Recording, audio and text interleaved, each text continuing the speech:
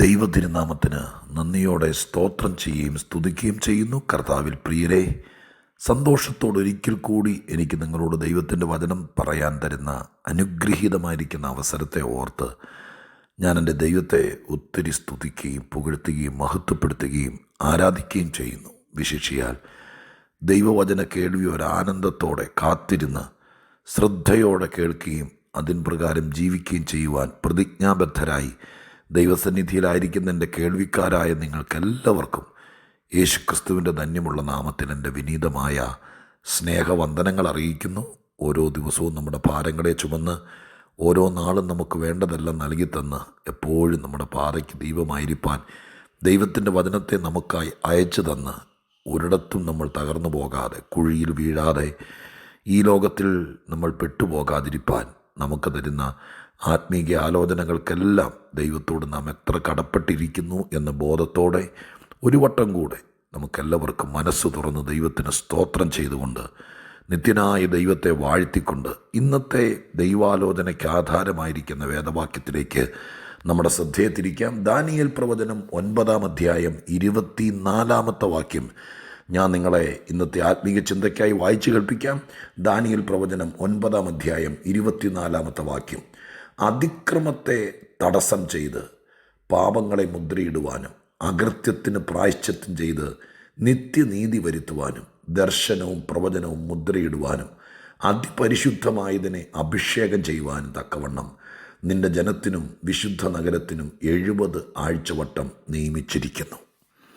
70 ആഴ്ചവട്ടം എന്ന പഴയ നിയമത്തിൻ്റെ ഗംഭീരമായിരിക്കുന്നൊരു പഠന വിഷയം വളരെ ഗഹനമായി ഗ്രഹിച്ച് പഠിച്ച് മനസ്സിലാക്കേണ്ട ഒരു വലിയ വരാനിരിക്കുന്ന കാലത്തെയും ഇന്നലകളെയും കൂട്ടിബന്ധിക്കുന്ന ഒരു ആത്മീക രഹസ്യമാണ് 70 ആഴ്ചവട്ടം. ദൈവശാസ്ത്ര പഠന വീക്ഷണത്തിൽ ഒരു വലിയ ചിന്ത നമുക്ക് തരുന്ന ആഴമേറിയ അർത്ഥങ്ങൾ ഉള്ളടക്കം ചെയ്യപ്പെട്ടിരിക്കുന്ന ഒരു വിഷയമാണ്. നിങ്ങളതിനെക്കുറിച്ച് എത്ര പേർ കേട്ടിട്ടുണ്ട്, ഗ്രഹിച്ചിട്ടുണ്ട് എന്നെനിക്കറിയില്ല.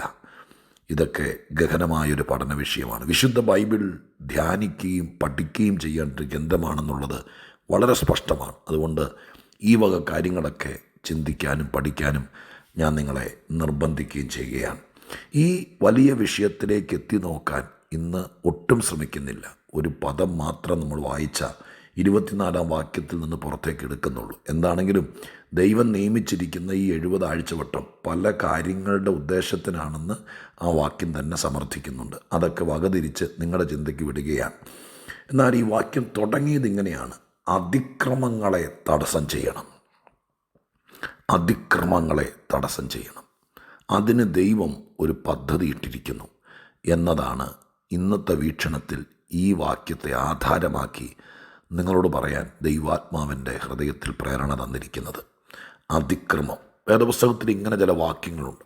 അതിക്രമം, അകൃത്യം, ലംഘനം എന്നൊക്കെ പറയുന്ന ചില വാക്കുകൾ. ഈ വാക്കുകളൊക്കെ വേദപുസ്തക ഭാഷയിൽ ഭയങ്കരമായിരിക്കുന്ന അർത്ഥമുണ്ട്. ദൈവശാസ്ത്രപരമായി ഈ വാക്യത്തെ മൂലഭാഷ പ്രയോഗം കണ്ടൊക്കെ വകതിരിച്ച് തലമുടി നാരിഴ കീറുന്നത് പോലെ കീറി പഠിക്കുന്ന ദൈവശാസ്ത്രജ്ഞന്മാരുണ്ട്. അതാ ലെവലിൽ പഠിക്കുമ്പോൾ. എന്നാൽ ഈ സന്ദേശങ്ങൾ സാധാരണക്കാർക്കും സാധാരണ ജീവിതം നയിക്കുന്നവർക്കും ബുദ്ധിമുട്ടോടുകൂടെ മുന്നോട്ട് പോകാൻ പ്രയാസപ്പെടുന്നവർക്കൊക്കെ വേണ്ടിയിട്ടാണ് ഞാൻ ഈ 10 മിനിറ്റ് ദൈവത്തിൻ്റെ വചനം പറയുന്നത്. അത് ഏറ്റവും ലളിതമാക്കാമോ അത്രയും ലളിതമാക്കാൻ ഞാൻ ശ്രമിക്കുകയും ചെയ്യുന്നുണ്ട്. അതുകൊണ്ട് തന്നെ ഈ വാക്യത്തിൻ്റെ ഒരു മൂലഭാഷ പ്രയോഗത്തിലേക്കോ ദൈവശാസ്ത്ര പ്രയോഗത്തിലേക്കോ ഒന്നും പോകാതെ സാധാരണക്കാർക്ക് വേണ്ടി ഞാൻ ആ വാക്കൊന്ന് പറഞ്ഞോട്ടെ. അതിക്രമം എന്ന വാക്കിന് ഞങ്ങളുടെ ഈ ചർച്ചിൽ വന്ന് പ്രസംഗിച്ചൊരു പ്രായമുള്ളയാൾ, പണ്ടത്തെ പ്രസംഗികർക്ക് അറിയാലോ, അവർക്ക് അവരുടെ മനോമുഖരത്തിനകത്ത് ദൈവം തെളിയിച്ചു കൊടുക്കുന്ന ചില വാക്കുകളും ചിന്തകളുമുണ്ട്. അതായിരുന്നു ഒരുപക്ഷെ ഒരു ഒത്തുവാക്യ പുസ്തകം പോലും കിട്ടാനില്ലാത്ത കാലത്ത്, ഇന്നത്തെ പോലത്തെ പരന്ന വായനയ്ക്ക് സാധ്യതകളില്ലാത്ത കാലത്ത് അവർ ദൈവസന്നിധിയിൽ പ്രാർത്ഥിക്കുമ്പോൾ അന്നത്തെ സാധുക്കളായ ദൈവമക്കളെ പിടിച്ചു നിർത്താൻ അവർക്ക് കൊടുത്ത ദൈവിക ആലോചനകൾ. വളരെ പ്രായം ചെന്ന നരച്ച ഒരപ്പച്ചൻ ഒരിക്കൽ ഞങ്ങളുടെ ചർച്ചിൽ വന്ന് പ്രസംഗിക്കുമ്പോൾ അദ്ദേഹം ഈ അതിക്രമത്തിന് കൊടുത്തൊരു വ്യാഖ്യാനം എൻ്റെ മനസ്സിൽ നിന്ന് ഒരിക്കലും പോകുകയില്ല. ആ വാക്കിങ്ങനെയായിരുന്നു, ഇത്രയേ ഉള്ളൂ. അദ്ദേഹം പറയുന്നു, എല്ലാത്തിനും ഒരതിര് ദൈവം നിശ്ചയിച്ചിട്ടുണ്ട്. എല്ലാത്തിനും സമുദ്രത്തോട് ദൈവം പറഞ്ഞിട്ടുണ്ട്, നിനക്കത് ഇവിടെ വരെ വരാം, ഇത് വിട്ട് ഇപ്പുറത്തേക്ക് കയറരുത്. അതൊരതിരാണ്. രാഷ്ട്രങ്ങൾക്ക് അതിരുണ്ട്. ഇവിടെ സംസ്ഥാനങ്ങൾക്കും ജില്ലകൾക്കും ഗ്രാമത്തിനും പഞ്ചായത്തിനും, എന്തിനേറെ പറയുന്നു, നമ്മുടെ 3 സെൻറ്റ് സ്ഥലത്തിന് പോലും സർക്കാർ നിശ്ചയിച്ച അതിരുണ്ട്. ആ അതിരിനകത്ത് വേണം നമ്മുടെ എല്ലാ കാര്യങ്ങളും ചെയ്യാൻ. അതിരിനപ്പുറത്തേക്ക് കയറി നമ്മൾ വാഴയും ചേനയും നടാൻ പോകരുത്. ഇപ്പം എല്ലാത്തിനും അതിരുണ്ട്. മാനുഷികമായിരിക്കുന്ന എല്ലാത്തിനും, ബന്ധങ്ങൾക്ക്, പിള്ളേരാണെങ്കിലും വലിയവരാണെങ്കിലും പറയുന്ന വാക്കുകൾക്ക്, ഇടപെടലുകൾക്ക്, ഇതിനെല്ലാം കണ്ണുകൊണ്ട് കാണുന്നതും കാണാത്തതുമായ അതിരുണ്ട്. ആ അതിര് ലംഘിച്ച് കയറി വരുന്ന വിഷയങ്ങളാണ് അതിക്രമങ്ങൾ. നമുക്ക് ദൈവം വെച്ചിരിക്കുന്ന അതിരുകൾ കടന്ന് അനുവാദം കൂടാതെ, നമ്മൾ പറയില്ലേ മതിൽ ചാടി ഗേറ്റ് ചാടിയൊക്കെ കയറി വരിക. തിരിച്ചങ്ങോട്ടും നമ്മൾ അകൃത്യത്തിൽ എന്ന് പറയുമ്പോൾ, അല്ലെങ്കിൽ അതിക്രമം എന്ന് പറയുമ്പോൾ, നമുക്ക് ദൈവമായ കർത്താവ് ഈ ലോകത്തിൽ ജീവിക്കുമ്പോൾ വെച്ചിരിക്കുന്നൊരു ബൗണ്ടറി ഉണ്ട്. അത് വിട്ട് അപ്പുറത്തേക്ക് പോയാൽ നമ്മൾ അതിക്രമിക്കുകയാണ്. ദൈവത്തിൻ്റെ നിയമത്തെ, ദൈവം നമ്മളെ സ്നേഹിച്ച സ്നേഹത്തെ, ദൈവത്തിൻ്റെ വിശുദ്ധിയെ, ദൈവത്തിൻ്റെ കരുതലുകളെ നാം അതിക്രമിച്ച് അപ്പുറത്തേക്ക് മതിൽ ചാടിപ്പോവുകയാണ്. അപ്പോൾ എല്ലാത്തിനും ദൈവം വെച്ചിരിക്കുന്ന ഒരു സർക്കിളുണ്ട്. അതിനകത്ത് വേണം കാര്യങ്ങൾ നടക്കാൻ. പിശാച് പോലും ഈ ലോകത്തിൽ ഊടാടി സഞ്ചരിക്കുന്നുണ്ട്. ദൈവം തമ്പുരാൻ അതിന് യോബുമായിട്ടുള്ള സംഭാഷണത്തിനകത്ത് ദൈവം പറഞ്ഞില്ല, എവിടെയെങ്കിലും ഒരു മൂലയിൽ അടങ്ങി ഒതുങ്ങി ഇരുന്നോളണം, ഇതിൽ കൂടെ കറങ്ങി നടക്കരുത് എന്ന് പറഞ്ഞില്ലല്ലോ. നമ്മൾ എല്ലാ ദിവസവും പ്രാർത്ഥിച്ച് ശാസിക്കും, ഞങ്ങളുടെ പരമ്പിൽ കൂടെ കയറി ഇറങ്ങരുത്, വരത്തുപോക്ക് നടത്തരുത്, ശാസിക്കുന്നു. ദൈവം തമ്പുരാൻ പറഞ്ഞില്ല, ഈ ഭൂമിയിൽ കൂടെ, മനുഷ്യർ പാർക്കുന്ന ഭൂമിയിൽ കൂടെ കറങ്ങി നടക്കരുത്, എവിടെയെങ്കിലും പോയി ഒരു മൂല കയറി ഇരുന്നോളണം എന്ന് പറഞ്ഞില്ല. ദൈവം ചോദിച്ചു, നീ ഊടാടി സഞ്ചരിച്ചിട്ട് വരുവാണോ? ഊടാട്ടം നിർത്തണം എന്ന് പറഞ്ഞില്ലല്ലോ. അവനെതിരെ ഊടാടാം, പക്ഷെ അതിര് കടക്കരുത്. ദൈവം തമ്പുരാൻ കെട്ടിയിരിക്കുന്ന ചില വേലിയുണ്ട്. ആ വേലിക്കകത്തേക്ക് എത്തി നോക്കരുത്, ആ വേലിക്കകത്തേക്ക് കടക്കരുത്. അതാ ദൈവം പറഞ്ഞുള്ളൂ. ഇവിടെ പൈശാചിക ശക്തികൾക്ക് പോലും ദൈവം തമ്പുരാൻ അതിരിട്ടിട്ടുണ്ട്. ദൈവവുമായിട്ട് ബന്ധപ്പെട്ട് കുഞ്ഞാടൻ്റെ ചോരയാൽ മറഞ്ഞ്, പരിശുദ്ധാത്മാവിൽ നിറഞ്ഞ്, ദൈവിക പ്രമാണത്തിൽ നിന്ന് ജീവിക്കാൻ ആഗ്രഹിക്കുന്ന ആളുകൾക്ക് അതിരുണ്ട്.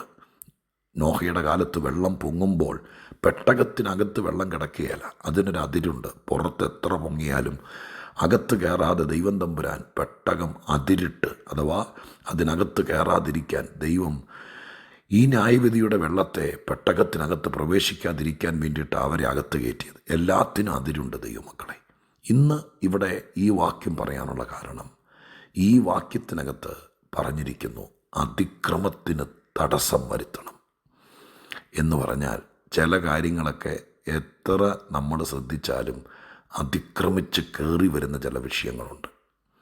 ആ കയറി വരുന്ന വിഷയങ്ങളെ, അതിനാണല്ലോ ഇവിടെ കോടതി, പോലീസ് സ്റ്റേഷൻ, നിയമം, നിയമജ്ഞർ, നിയമപാലകർ എന്നൊക്കെ പറയുന്നത്. ഈ വണ്ടി പാർക്ക് ചെയ്യുന്ന സ്ഥലത്ത് പോലും അതിക്രമിച്ചാണ് ചെയ്യുന്നതെങ്കിൽ അതിന് പോലും നോക്കാൻ ഇവിടെ സർക്കാർ ആളെ നിർത്തിയിട്ടുണ്ട്. അങ്ങനെയാണെങ്കിൽ അത്യുന്നതനായ ദൈവം തൻ്റെ മക്കളെ പാർപ്പിച്ചിരിക്കുമ്പോൾ, അവരെ ഈ ഭൂമിയിലാക്കി വെച്ചിരിക്കുമ്പോൾ, യാതൊരു അതിരും കോണുമില്ലാതെ ചുമ്മാ എന്തും ചെയ്യാനാണോ? ഇല്ല. അതിക്രമിച്ച് നിൻ്റെ ജീവിതത്തിലോ കുടുംബത്തിലോ നീ സമാധാനത്തോടെ ജീവിക്കുന്ന നിൻ്റെ ആത്മതലത്തിലോ കയറി ആരെങ്കിലും, അഥവാ പൈശാചികമായിരിക്കുന്ന വ്യാപാര ശക്തികൾ അതിക്രമിച്ച് കയറാൻ നിന്നിലേക്ക്, നിൻ്റെ സന്തതിയിലേക്ക്, ദൈവം വരച്ച വൃത്തത്തിനകത്തേക്ക്, ദൈവത്തിൻ്റെ ബൗണ്ടറിക്കകത്തേക്ക് അതിക്രമിച്ച് കയറാൻ പിശാച് ശ്രമിക്കും, വിഷയങ്ങൾ ശ്രമിക്കും, പോരാട്ടങ്ങൾ ശ്രമിക്കും, അന്ധകാര ശക്തികൾ ശ്രമിക്കും, രോഗങ്ങൾ, കെടുതികൾ, ഈ ലോകത്തിലെ ശാപശക്തികളെല്ലാം അതിരുകൾ ലംഘിച്ചകത്തേക്ക് കയറാൻ വേണ്ടി ഇടിച്ചിടിച്ച് നിൽക്കും. പക്ഷേ ദൈവം തമ്പുരാൻ സ്വർഗത്തിലുള്ളിടത്തോളം കാലം ഈ അതിക്രമിച്ച് വരുന്ന, കയറി വരുന്ന വിഷയങ്ങൾക്ക് ദൈവം അതിര് നിശ്ചയിക്കുക മാത്രമല്ല, അതിനെ തടസ്സം ചെയ്യും. എന്ന് പറഞ്ഞാൽ തടയും. യേശുവിൻ്റെ നാമത്തിൽ ഈ കർത്തൃദിവസത്തിൽ ദൈവസന്നിധിയിൽ ഞാനിത് പറയുമ്പോൾ നിങ്ങളുടെ മനസ്സ് വികസിക്കണം. നിങ്ങളുടെ ചിന്താമണ്ഡലങ്ങൾ ഒരു കേൾവിയുടെ തലത്തിൽ നിന്ന് വെളിപ്പാടിൻ്റെയും വിശ്വാസത്തിൻ്റെയും തലത്തിലേക്ക് എത്തണം. എന്നിട്ട് പറയണം, എൻ്റെ ജീവിതത്തിലേക്ക് സ്വർഗത്തിൻ്റെ അതിര് കടന്ന് ഞാൻ പോകത്തില്ല, ഞാൻ ദൈവത്തിൻ്റെ പ്രമാണത്തിൽ നിൽക്കും, ദൈവത്തിൻ്റെ വിശുദ്ധിയിൽ നിൽക്കും, ദൈവത്തിൻ്റെ വചനത്തിൽ നിൽക്കും, ദൈവമായ കർത്താവിൻ്റെ ഉപദേശത്തിൽ നിൽക്കും. ഇത് നമ്മുടെ ഈ അതിര് ലംഘിച്ച് അങ്ങോട്ട് പോയാൽ, ദുഷ്ടം കയറി പിടിച്ചാൽ ഉത്തരവാദിയല്ല. കാഴ്ച ബംഗ്ലാവിൽ പോകുമ്പോൾ വന്യമൃഗങ്ങളെയെല്ലാം കൂട്ടിനകത്ത് അഴികൾക്കകത്ത് അടച്ചിട്ടുണ്ട്. അവിടെ സന്ദർശകർക്ക് എഴുതി വച്ചിട്ടുണ്ട്, ഇവിടെ വരെ വരാം. ആ ബാരിക്കേഡുകൾക്കപ്പുറത്തേക്ക് കടന്ന് എന്നാൽ ഈ മൃഗങ്ങൾ കയ്യെ കടിച്ചാലോ എത്രയോ സംഭവങ്ങൾ നടന്നിരിക്കുന്നു. വലിച്ചു കുടഞ്ഞ് കൊണ്ടുപോയാലോ ഈ കാഴ്ച ബംഗ്ലാവിൻ്റെ നടത്തിപ്പുകാർ ഉത്തരവാദികളല്ല. നിനക്ക് വെച്ചിരിക്കുന്ന അതിരുകൾ, നിയമത്തിൻ്റെയും കർത്താവിൻ്റെ ഉപദേശത്തിൻ്റെയും അതിരുകൾ കടന്ന് അപ്പുറത്തേക്ക് നീ പോയിട്ട് കടികൊണ്ടാൽ ദൈവം ഉത്തരവാദിയല്ല. നിന്നെ നിർത്തിയിരിക്കുന്ന സ്ഥലത്ത് നിർത്തിയാൽ, അവിടെ നിങ്ങോട്ട് അതിക്രമിച്ച് കയറാൻ നോക്കിയാൽ അതിനെ തടയാൻ ദൈവം ഇവിടെ വ്യവസ്ഥകൾ വെച്ചിട്ടുണ്ട്. അതുകൊണ്ട് ദൈവാത്മാവ് എന്ന് പറയുന്നു, ചില അതിക്രമങ്ങളെ തടയാൻ ദൈവം പദ്ധതിയിടുന്നു. നിൻ്റെ ജീവിതത്തിൽ നിന്നെ നീയല്ലാതാക്കി മാറ്റുന്ന, നിൻ്റെ സ്വഭാവം ഹനിപ്പിച്ച് കളയുന്ന, നിൻ്റെ വീട്ടിൽ ആരെയോ മനുഷ്യത്വം നശിപ്പിക്കുന്ന, നിന്നിലുള്ള ദൈവകൃപയെ ഇല്ലാതാക്കാൻ നോക്കുന്ന, അതിര് കയറി വരുന്ന ചിന്തകൾ, ആത്മഹത്യ തോന്നലുകൾ, മനോഭാരങ്ങൾ, ഞാൻ നശിക്കത്തുള്ളൂ എന്ന്, ഇത്രയും മതി. അല്ലാതെ പിശാചി കൊമ്പും പല്ലും കാണിച്ചുകൊണ്ട് കയറി വരണമെന്നില്ല.